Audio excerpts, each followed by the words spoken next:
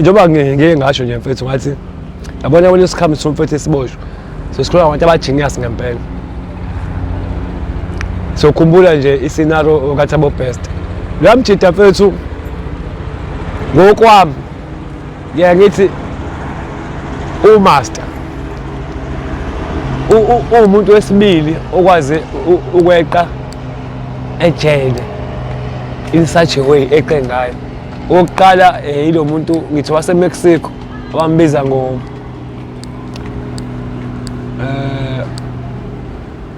I think he was a truck load kodwa lo muntu mfethu. Lo muntu wayenale mali serious ngalendlela yokuthi wagcina esevumelana nestate ukuthi uzocela ukuboshwa ejele lakhe ezowakhiwa yena ngemali yakhe. Ngicabanga umuntu onjalo ukusho ukuthi wayesenemali eningi to protect iwar yayizovuka istate samvumela because wayesene army naye iseningi kakhulu yabo. So uThabo Best ke mfethu ayi eSouth Africa is my number one. That guy mfethu was so genius. Leyo nje kuthiwa uThabo Best is one of the guys engihlezi ngisho ngithi hayi umastermind. Mawubuka mfethu icase lo amjede indlela engiyilandele ngayo ngibuka esangaphandle ukuthi ama victim akho bewathola kanjani ngoba lo muntu uyagcina ngokuthola ama victim angakubo or akwi area ngakubo ubethola ama victim all over eSouth Africa. Into engithola ngalo amjida mfethu beyihlakaniphile icomputer uyazi in and out and akayazi nje just a little bit uyazi deep. Lo mfethu into adenza ubethembisa amantombazane like modeling agents and ewathembisa ukuthi no azomodela abafake intweni and stuff yabona. And only to found out ukuthi into yakhe ibi in between because khona amanye awafanga ngempela but there are those agcina ngempela engangenanga angena kwi scam. Lo mfethu amathengi bewa scam inyuku ewa rape ewahlukumeza in different ways. Noma besingakamazi during that period until size smart thina ngoba eseboshiwe. But mawubuka izinto ayezenza usuhlehla uyabona leya ndoda yayishawe kakhulu. Even if mawubuka ama victim akhe awufici le ngane nje ophetaphethe basemalokishini, you understand? Ufica le ngane ezitop le ngane ezinye bese ifikile ezintweni yabo. And lo muntu mfethu ukwaze ukuqoqela abantu abanezinyuku wababeka eduze kwakhe kwayibona bengazi ukuthi lo muntu zithini ngaye uyabona. Betshela mhlawumbe ukuthi hayi le ndoda le cha i-business wise ngoba ngishikhuluma i-fluent into yayo mayisho i-story sayo uyasizwa uyabo.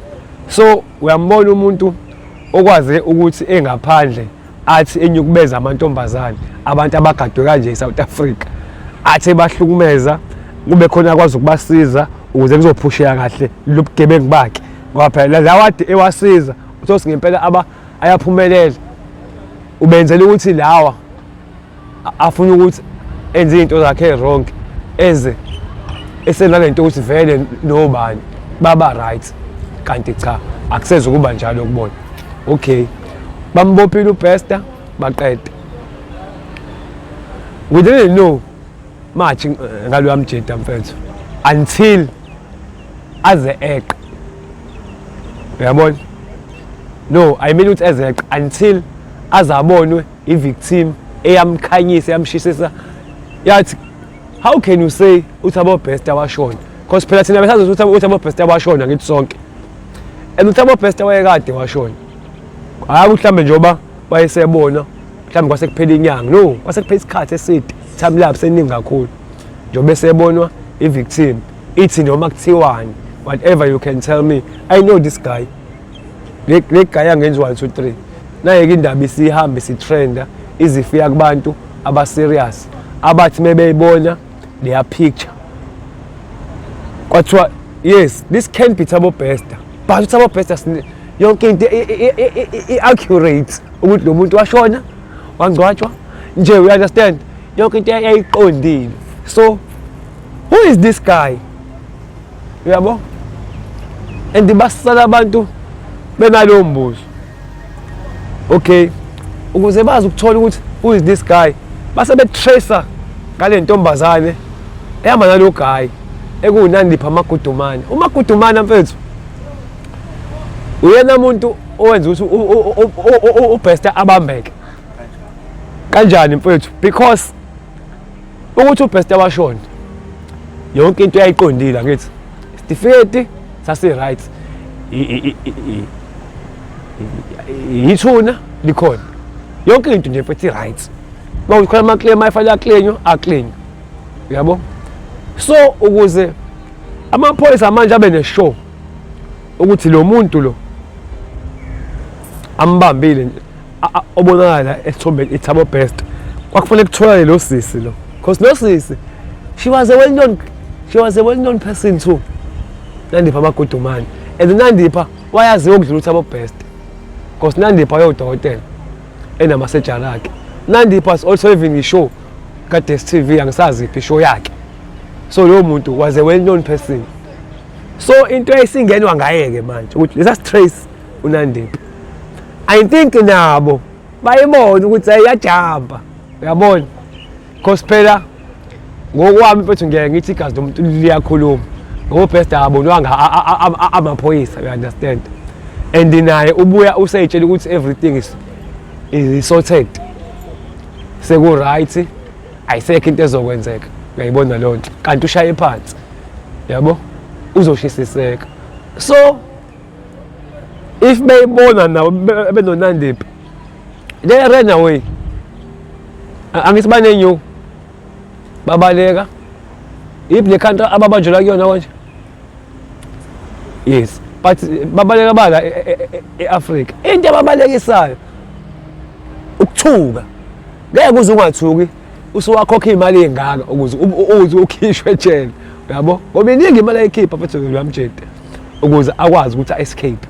So musubona sekuqhamuka ubufakazi ophathekayo nje and uyazi ukuthi ubukhona wafohloza, kanti the more efohloza the more enika amaphoyisa head up ukuthi hayi vele uyena, kanti vele kwakuvele kufana noma kuthiwa engabaliki ayizojumpa angithi.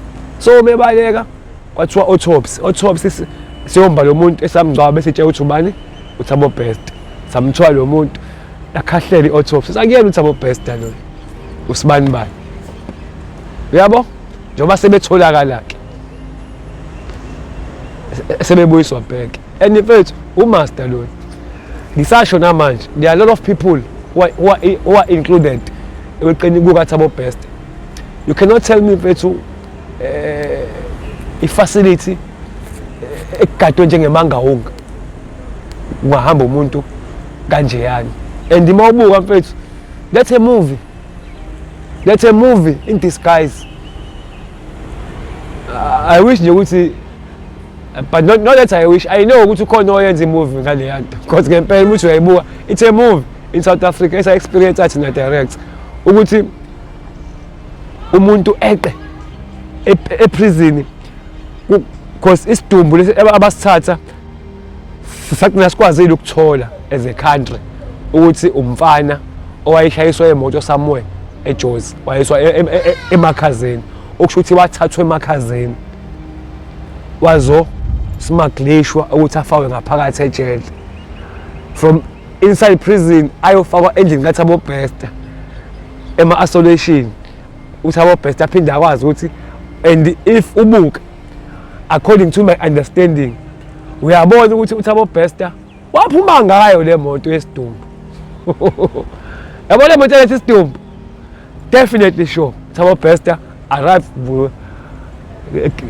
that was his getaway car, because vele njengoba kwakulethwe isidumbu lesi esasiyoshiswa obvious nabantu besidumbu they came back with Thabo Bester one way or the other, or waphuma ngomunye umnyango because phela vele kwase sekukhokhiwe and you can tell ukuthi there is lot of money eyakhishwa mfethu ukhishwa uThabo Best because ijele ikhona nekhona most of the time isuke linojele abathize ukuze bengabi khona labo jele kufanele kusho uCaptain othize engicabanga ukuthi vele abantu abalapha phezulu abahlangene nale yanto vele akulula labantu abalapha ezantsi ukuthi they can do such thing le yanto futhi ifaka ama high profile and if you will remember uThabo Best uwathi ukithi kancane enkantolo leyo nto ukuthi there are people abawu high profile ekufanele bakhweshuywe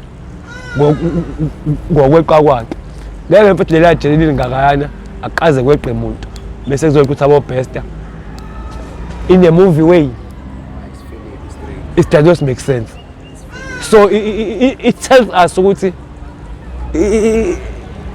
mfethu our government kuma constitution is failing a lot and it tells you ukuthi kule ndawo ucindezelwa abantu abangenamali laba abangenamali bona bacindezelwa more bese ukuthi laba abanemali bona abanikezwa ama privilege just because they have paid a bribe just because they smuggle just because they have done contraband kusho ukuthi sitshelane lento sitshela ukuthi as much as ejele ungaba nemali engakanani akuphile khona uboshiwe unayo imali yikho Thabo Best nabo ba decide ukuphuma ethu ungana ama billions akhe amangakanani but mawukuleya ndawo mfethu aba enjoyeki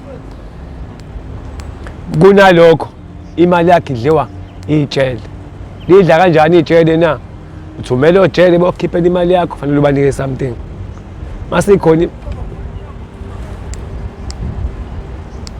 masikhona imali yakhe endlini iboshwe ziyayintshontsha mawuthi yonke into uhlezi nje mfethu kuyakhulunywa ngisho ngathi hayi mina ngizohlala ngedwa kulungile uzolala lapha musulele kuyantshontshwa mulale emakhulu uthi kulungile uhlala wedwa uzofika umuntu okele ezokubiza uyevisitheni muyevisitheni uzohamba nendlu uzoyishiya kuyasala kwenzeka something so kuningi you cannot enjoy that place mfethu ayikho into enjoyayo uma unemali ejele into edliwayo inhlalo khohle kuyi-enjoy ngoba kuqhamuka umuntu ongenamali khahlele lento yakho idla emnandi ekahle ungasithatha ngale iqhafu zakho wena yebo thatha bathi izinombolo zamhloniphi umuntu onjalo sizimgadile so hayi azimhloniphi ngoba zimhloniphi uyakhokha uyarentwa phela akuhlonishwa wena umhlonishwa imali yakho abayirentelayo abanemali ukuthi awuyirenteli inombolo uyakhokha uyayithenga mase uyaqasha uba yiyona